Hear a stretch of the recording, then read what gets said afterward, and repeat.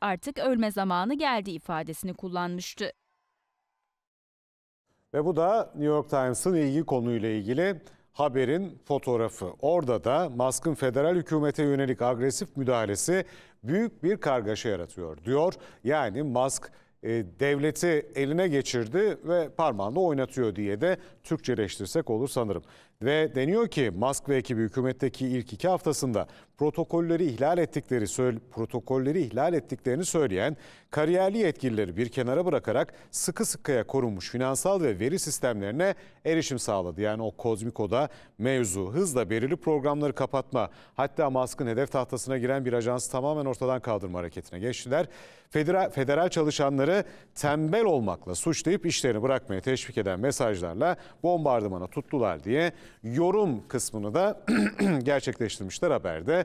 Bu anlamda Musk'ın içerideki gücünü artırması, işte en baştan beri gölge başkan, o elindeki güçle, sosyal medya gücü ve para gücüyle Trump'ı başkan yaptı. Şimdi de parmağında oynatacak söylemlerine de biraz kapı aralayacak şeyler de yaşanıyor gibi. Bakalım sonrasında dünyaya neler yapacaklar, hep birlikte düşünüp taşınıp diyelim. Ve tehdit altında olan coğrafyalardan bir diğerine, Panama'ya da bakalım.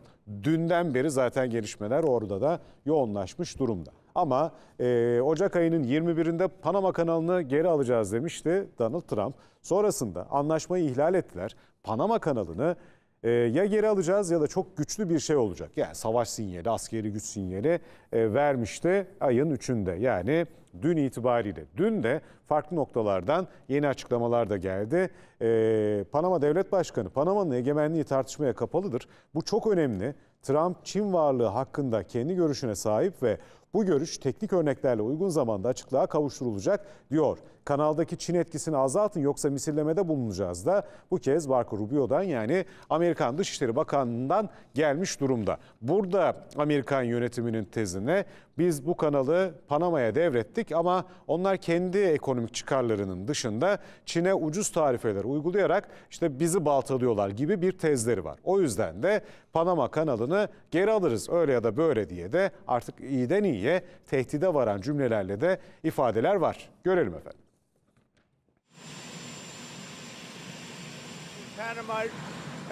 Panama kanalını ya geri alacağız ya da çok güçlü bir şey olacak. ABD Başkanı Donald Trump, Panama kanalında kontrolü sağlama ısrarını sürdürüyor. Bu kez söylemini daha da sertleştirdi. Kanalın Çin tarafından kontrol edildiği iddiasını yineleyip geri alamazsak çok güçlü bir şey olacak diye tehditte bulundu. Panama anlaşmayı ihlal etti. Kanalı Çin yönetiyor ama kanal Çin'e verilmedi. Aptalca bir şekilde Panama'ya verilmişti. Kanalı geri alacağız ya da çok güçlü bir şey olacak. Trump bu açıklamayı tam da Dışişleri Bakanı Marco Rubio'nun ilk yurtdışı ziyareti kapsamında Panama'da olduğu sırada yaptı. Rubio henüz ülkeye ayak basmadan başlayan eylemlerse devam etti. Panamalıların öfkesi büyüktü. Protestocular Amerika Birleşik Devletleri ile herhangi bir müzakereye hayır mesajı verdi.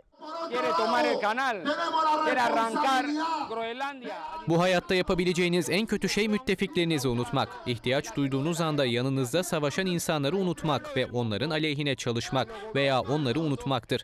Burada yıllardır DAEŞ'e karşı savaşan Kürtlerden bahsediyorum. Batı onları unutmamalı.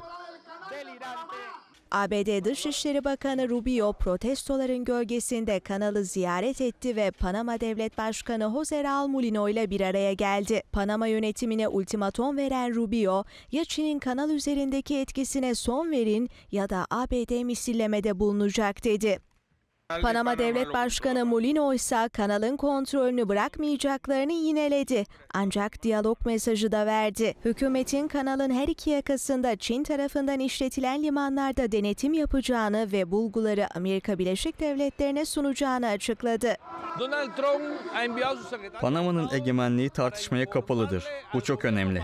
Trump, Çin varlığı hakkında kendi görüşüne sahip ve bu görüş teknik örneklerle uygun zamanda açıklığa kavuşturulacak. Kanalın inşasında rol üstlenen Amerika Birleşik Devletleri 1999'da yönetimi Panama'ya devretmişti. Ancak Trump, Panama hükümetini kanalın kullanımı için aşırı ücret talep etmekle suçluyor. Hatta kanalın yönetiminde Çin'in etkisi olduğunu ileri sürüyor. oldu.